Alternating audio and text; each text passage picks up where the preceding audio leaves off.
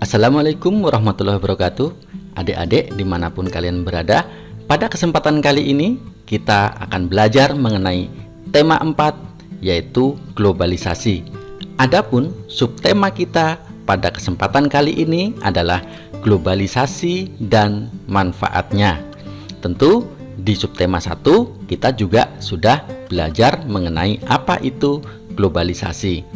Baiklah, kita lanjut saja pembelajaran kita pada kesempatan kali ini. Pada kesempatan yang pertama, kita akan belajar mengenai muatan bahasa Indonesia, menemukan informasi penting dari teks yang dibaca. Untuk dapat mendapatkan informasi penting dari teks yang dibaca, maka kita harus mendengarkan teks yang dibacakan dengan cermat.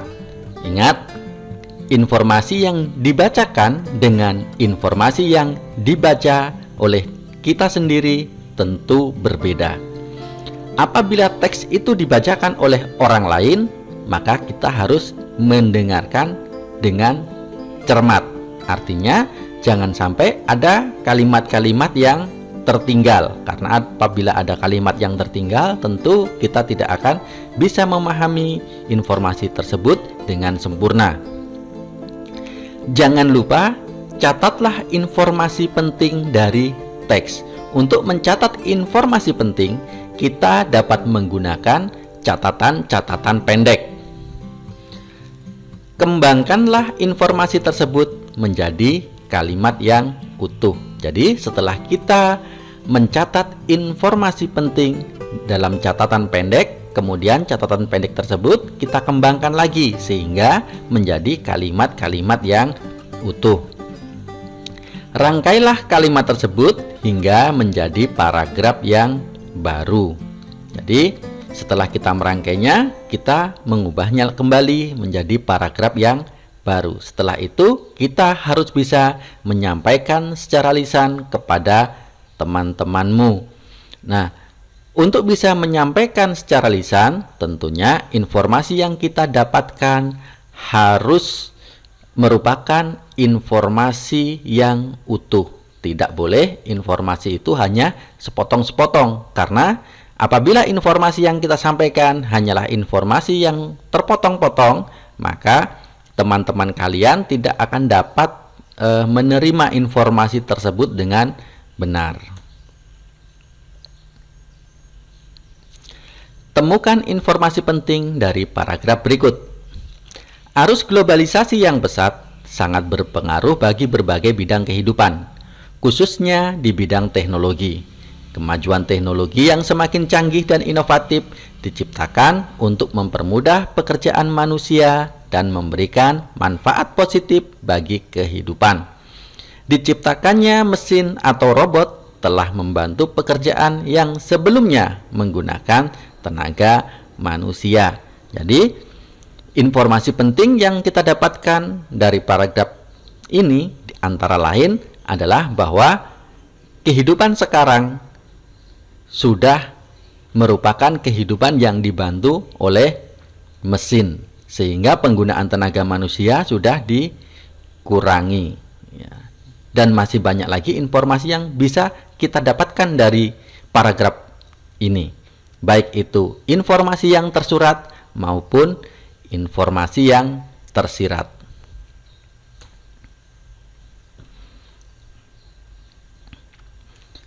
Menuliskan informasi penting dari teks yang didengar. Informasi penting yang kamu temukan dari mendengarkan teks juga dapat kamu sampaikan dalam bentuk tulisan. Jadi, tidak hanya disampaikan juga dengan lafal atau kalimat, tetapi juga dalam bentuk tulisan. Dengarkan teks dengan seksama, tulis informasi penting yang kamu temukan. Jadi, informasi penting ini kita tuliskan tentunya dengan menggunakan kata-kata kunci. Ya, kata-kata kunci itu kata-kata yang paling penting dalam satu teks, sehingga kita cukup menulisnya dengan tulisan yang pendek, tapi dengan membaca kalimat kunci tersebut, kita sudah bisa memahami kalimat tersebut secara keseluruhan. Dan tentunya kalimatnya harus efektif dan menggunakan kata-kata yang baku.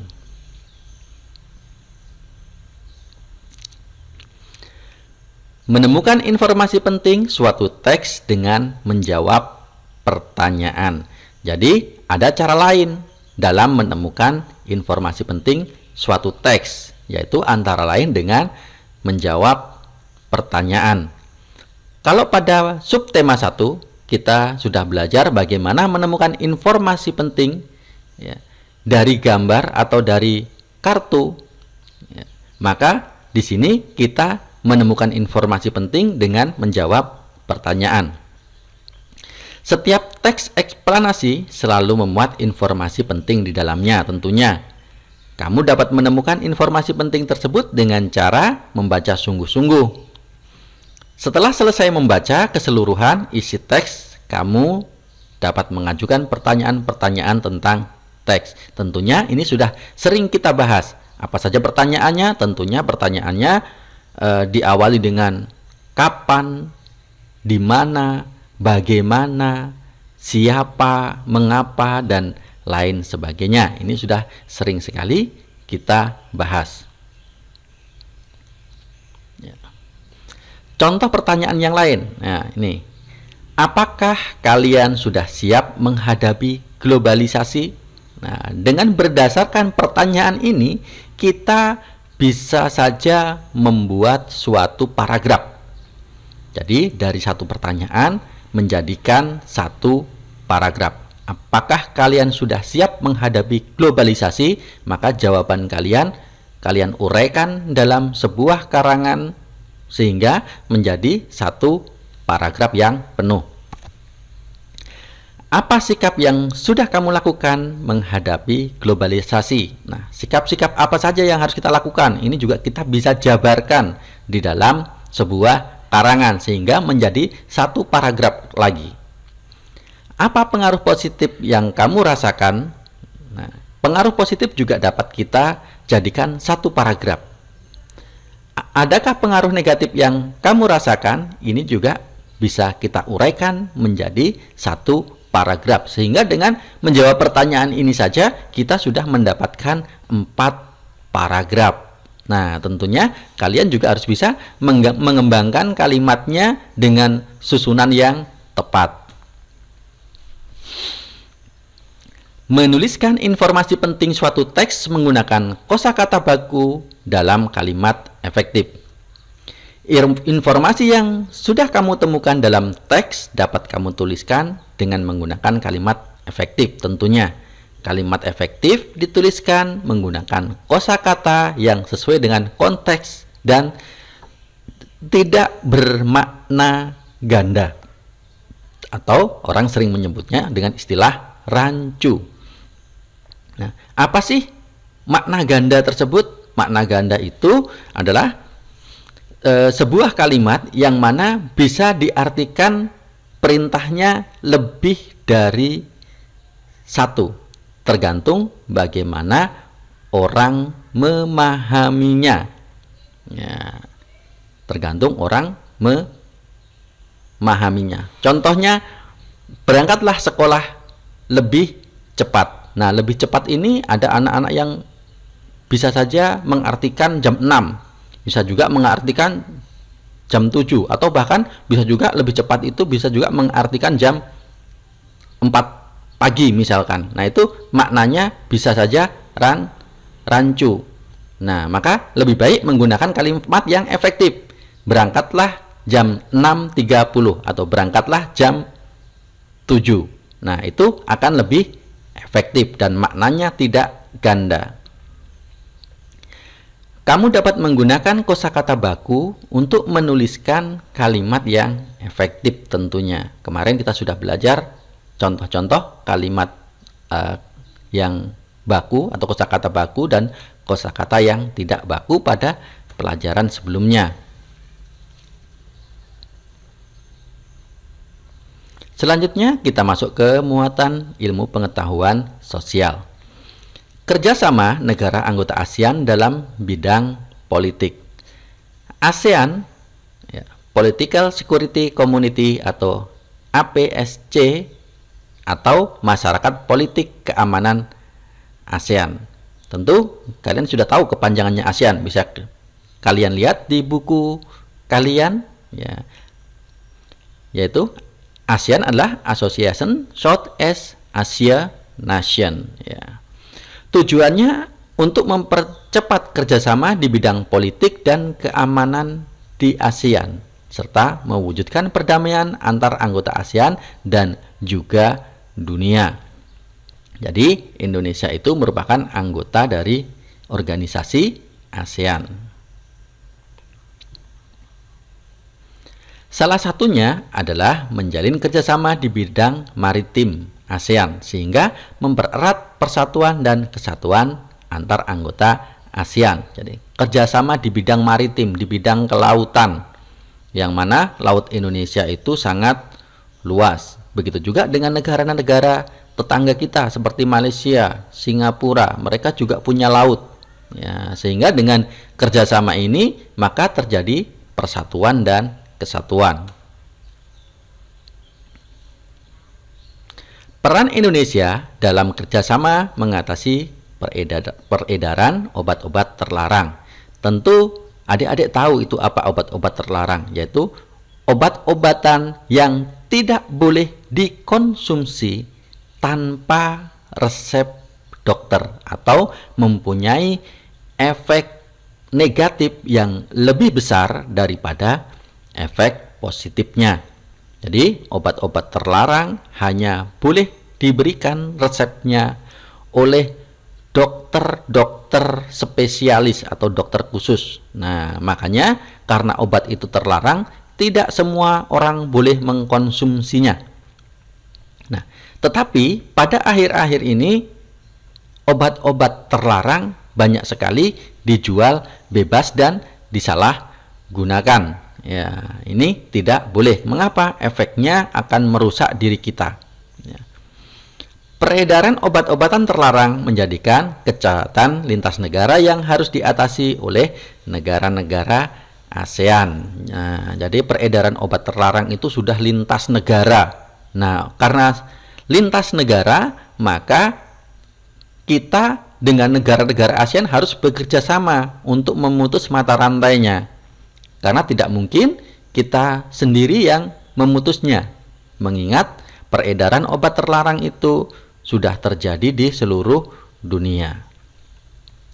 Obat-obatan terlarang memberikan dampak negatif terhadap generasi muda. Jadi dampak negatifnya itu sangat besar sekali, sangat buruk sekali. Maka adik-adik tidak boleh mencoba untuk menggunakan obat-obat terlarang. Seperti saya katakan tadi, obat-obat terlarang hanya boleh diberikan oleh dokter khusus atau dokter spesialis. Tidak boleh dikonsumsi secara sembarangan.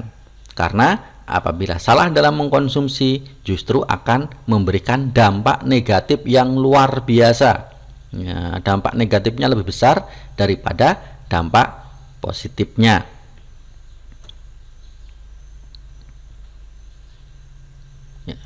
Indonesia pun ikut berperan dalam kerjasama memberantas peredaran obat terlarang tentunya. Kepolisian Indonesia seringkali menangkap pelaku peredaran obat terlarang yang berasal dari negara anggota ASEAN lainnya. Indonesia kemudian memberikan hukuman terhadap pelaku sebagai efek jera dan mengurangi peredaran obat terlarang di masyarakat. Bahkan saat ini bagi pengedar obat terlarang apabila tertangkap hukumannya sangat berat, bahkan bisa saja dijatuhi hukuman mati. Jadi adik-adik jangan mencoba dekat-dekat dengan obat-obatan yang terlarang. Sebisa mungkin harus kita jauhi, jangan pernah mencoba. Selanjutnya kita membahas mengenai muatan ilmu pengetahuan alam. Pada pelajaran sebelumnya kita sudah membahas mengenai bagaimana listrik dihasilkan. Nah, setelah mengetahui bahwa listrik itu dihasilkan, sekarang kita harus mengetahui pula cara-cara menghemat listrik. Antara lain, bahwa di rumah kita terdapat banyak sekali alat-alat elektronik atau alat-alat lain yang menggunakan aliran listrik. Ya, di setiap kamar kita, di dapur, di ruang tamu, dan lain sebagainya. Ya. Antara lain adalah mematikan kipas angin atau pendingin ruangan ketika udara sedang sejuk. Jadi kalau udaranya sedang sejuk, kita tidak usah menyalakan kipas angin atau pendingin udara. Membatasi waktu menonton televisi. Jadi televisi itu nontonnya dibatasin. Kalau sekiranya tidak ditonton, lebih baik dimatikan. Biasanya adik-adik itu kalau menyalakan TV, kemudian ditinggal dengan kegiatan lain, tetapi ketika televisinya dimatikan oleh orang tuanya, marah biasanya. Itu tidak boleh. Ya. Jangan biarkan pengisi daya telepon seluler atau laptop terpasang di stop kontak semalaman. Karena walaupun dayanya yang dimakan kecil, apabila dikalikan selama berbulan-bulan, maka juga akan menghasilkan daya yang besar pemakaiannya. Mencabut kabel dari stop kontak apabila sudah tidak digunakan, sama seperti charger tadi. Ya. Mengganti lampu dengan daya yang lebih kecil. Jadi lampu itu bermacam-macam. Ada yang dayanya besar, ada yang dayanya kecil. Kita harus menyesuaikan dengan ruangan yang kita pergunakan. Apabila ruangannya besar, boleh saja kita menggunakan dengan daya yang lebih besar. Tetapi apabila ruangannya kecil, kita cukup menggunakan daya yang kecil saja. Kemudian gunakan energi alternatif. Contohnya misalkan listrik tenaga surya dan lain sebagainya. Ya. Mematikan saklar lampu saat kondisi ruangan cukup cahaya. Contohnya di siang hari kita tidak perlu menyalakan lampu.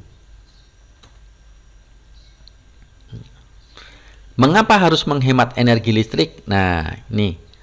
Mengapa kok kita harus menghemat energi listrik? Yang pertama, sumber energi listrik yang ada masih sangat terbatas. Ya, masih sangat terbatas.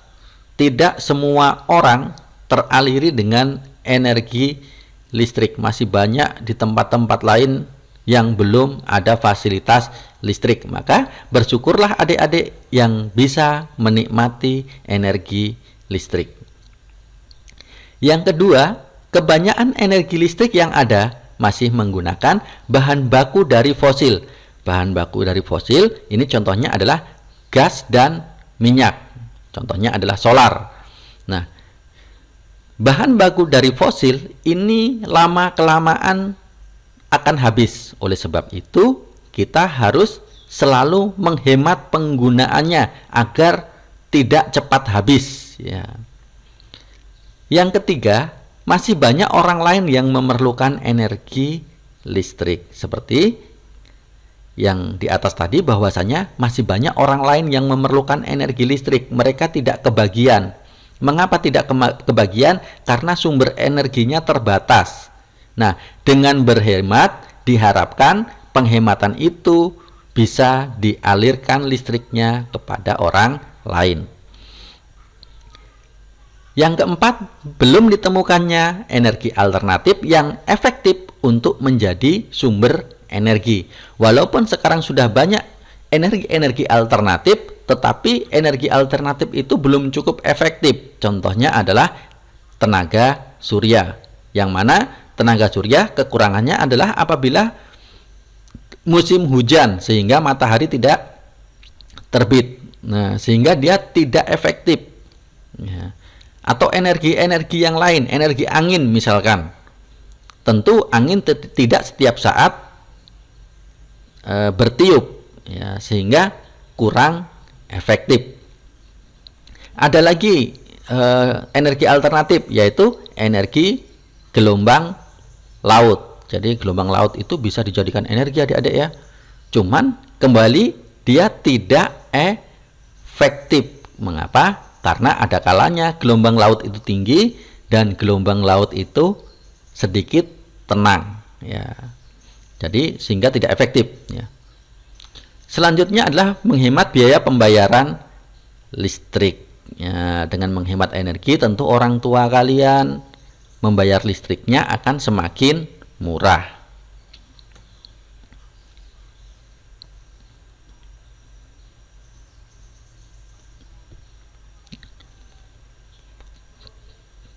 Cara-cara menghemat energi. Di era globalisasi sekarang ini, dengan mempraktekkan sikap hidup hemat listrik juga merupakan wujud dari cinta tanah air. Mengapa kita harus hemat listrik? Ya, seperti kita sudah bahas di depan tadi ya. Cara selanjutnya adalah memasang daya listrik di rumah sesuai dengan keperluannya. Ya, kalau kita hanya sendirian, tentu daya listriknya juga akan lebih sedikit. Kalau kita sendirian, tidak semua lampu harus kita nyalakan, seperti itu ya. Menggunakan peralatan elektronik yang mempunyai daya atau watt yang kecil. Maka tidak heran kalau sekarang televisi di rumah itu sudah banyak menggunakan yang televisi jenis layar datar daripada televisi tabung seperti zaman dahulu. Karena televisi tabung itu akan memakan daya yang lebih besar daripada TV layar datar.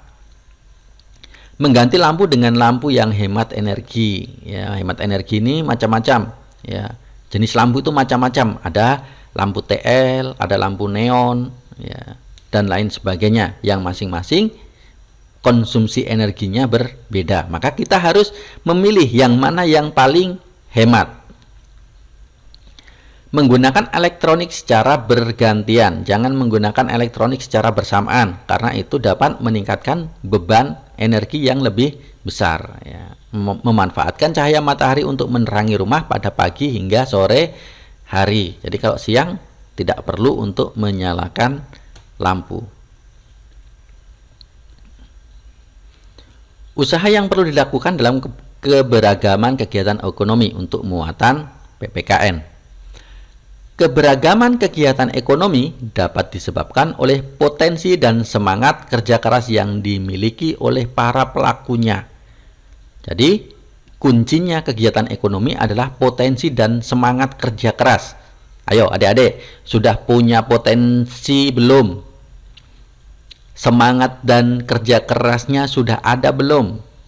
Seharusnya kalian semangat dan kerja keras dalam belajar. Kemudian kalian melihat potensi diri kalian. Ya, kalian itu bakatnya di mana, potensinya di mana. Nah, itulah yang harus kalian gembleng, yang harus kalian latih secara terus-menerus. Potensi harus terus-menerus diasah dengan rajin berlatih dan tidak mudah putus asa. Saya yakin bahwa adik-adik semua punya potensi yang sangat luar biasa, hanya saja belum diasah. Oleh sebab itu, maka adik-adik harus mencari potensinya masing-masing dan mengasahnya tentunya. Potensi menggambar yang dimiliki dapat mengantarkan seseorang menjadi perancang pakaian yang terkenal. Jadi hanya mempunyai potensi menggambar saja bisa menjadi orang yang terkenal, adik-adik. Jadi kita tidak saja kalau punya potensi itu terlihat sangat sepele, tetapi sebenarnya potensi tersebut apabila kita tekuni, maka kita bisa menjadi orang yang terkenal. Ingat bahwasanya seringkali adik-adik mengabaikan potensi-potensi yang berhubungan dengan kesenian atau seni budaya, padahal justru banyak orang yang sukses, kebanyakan orang sukses itu dari seni budaya. Contohnya penyanyi, tentu seni dan budaya, pemusik, penari, pemahat, pembuat arsitektur dan lain sebagainya, itu semua berhubungan dengan seni. Dan kita seringkali menyepelekan dengan pelajaran seni budaya. Dan pada hakikatnya setiap orang itu mempunyai potensi seni, hanya tinggal diasah atau tidak, atau dia bisa menemukan potensinya atau tidak. Menghormati dan menghargai keberagaman kegiatan ekonomi. Menghormati dan menghargai usaha orang lain merupakan salah satu upaya untuk mendukung keberhasilan ekonomi bangsa. Karena usaha ekonomi yang berhasil turut memperkuat perekonomian bangsa sehingga kesejahteraan masyarakat dapat ditingkatkan. Kita harus bersikap bijak terhadap keberagaman usaha ekonomi yang ada di sekitar kita. Jika orang lain memiliki usaha ekonomi yang berbeda, kita harus tetap saling menghormati dan menghargai ya, kegiatan ekonomi di sekitar kita banyak sekali ya. Ada pedagang, ada pekerja, ada petani, ada pemburu, ada nelayan dan lain sebagainya. Kita harus bisa saling menghargai karena satu kegiatan itu saling mendukung. Contoh, petani tidak akan berarti apabila tidak ada pedagang. Karena tentunya hasil buminya tidak akan bisa dipasarkan. Begitu juga pedagang, tanpa petani tidak ada artinya. Ya. Pedagang tanpa pembeli juga tidak ada artinya. Ya. Pembeli tanpa pedagang juga sama. Maka dari itu kita harus menghormati dan menghargai keberagaman kegiatan ekonomi yang ada di sekitar kita ya.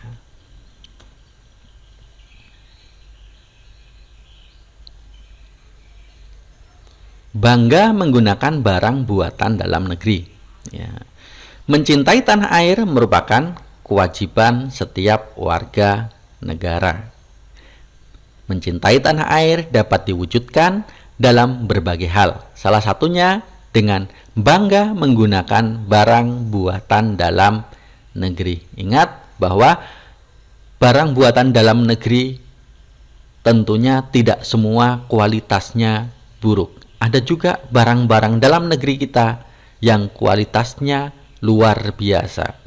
Hanya kadang-kadang kita tidak melihat saja. Apabila kita mau mencari, maka barang-barang buatan dalam negeri itu banyak juga yang memiliki kualitas yang bagus.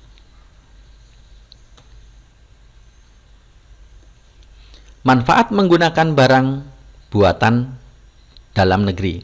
Yang pertama, memupuk rasa cinta tanah air. Kita semakin cinta terhadap tanah air kita. Memajukan industri dan produsen dalam negeri. Tentu kalau kita membeli produksi dalam negeri, maka produsennya itu akan maju karena barang-barangnya akan terbeli.